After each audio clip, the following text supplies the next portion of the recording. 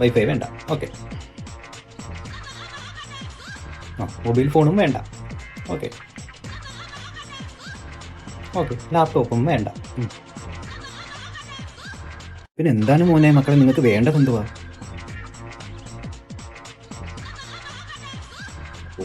ഞാൻ പോന്നു.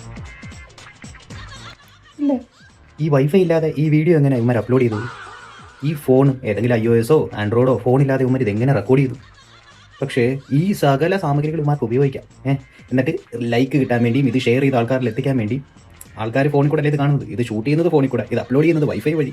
എന്നിട്ടും ഇവന്മാർക്ക് ഇതൊന്നും വേണ്ട കേട്ടോ, ആ പുത്തളം മാത്രം മതി. എടാ വിയർപ്പിൻ്റെ അസുഖമുള്ളവന്മാരെ വല്ല പണിക്ക് പോടാ. സയൻസ് കണ്ടുപിടിച്ച സകല സാമഗ്രികളുടെയും ഉപയോഗിച്ച് ജീവിച്ച് മരിക്കുന്നവന്മാരാണ് ഈ കിടന്ന് പറയുന്നതെന്ന് ഓർത്തണം.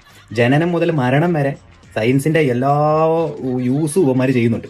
ഇവന്മാർ വീട്ടിൽ ചെന്നിട്ട് ചൂടെടുക്കുമ്പോൾ അതായത് മറ്റേ ഫാൻ തന്നെയല്ലേ ഇടുന്നത് കാറ്റ് കിട്ടാൻ വേണ്ടി, അല്ലാതെ പണ്ടത്തെ പോലെ വിഷറിയിട്ട് വീശൊന്നും അല്ലല്ലോ.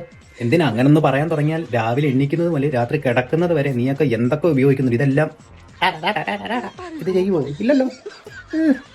എന്നിട്ട് അവസാനം ഇതൊന്നും വേണ്ടാന്ന് വെക്കുക. എന്നിട്ട് എന്തുവാ, നമുക്ക് നമ്മുടെ ബൈബിളും അതിൻ്റെ പൊന്നു തമ്പുരാനും മാത്രം മതി.